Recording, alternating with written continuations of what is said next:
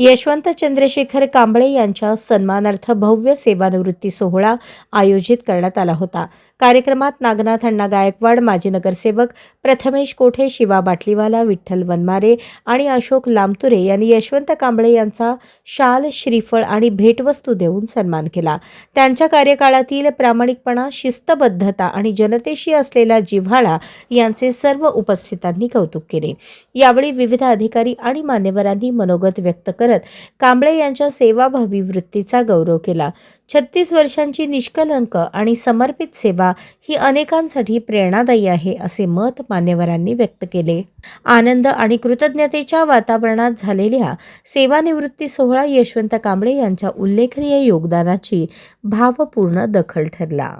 सेवापूर्ती सोहळ्यासाठी या ठिकाणी आवर्जून उपस्थित असलेले सर्वच मान्यवर, उपस्थित माता बंधू भगिनींनो,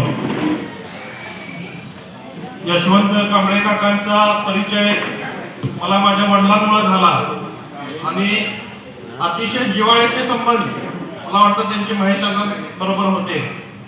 सोलापूर शहरात अनेक कुटुंबाबरोबर महेशांचे चांगले संबंध होते, पण मला वाटतं अतिशय हक्काचं घर म्हणलं तर कांबळे घर हा अतिशय हक्काचं घर महेशांचा होता।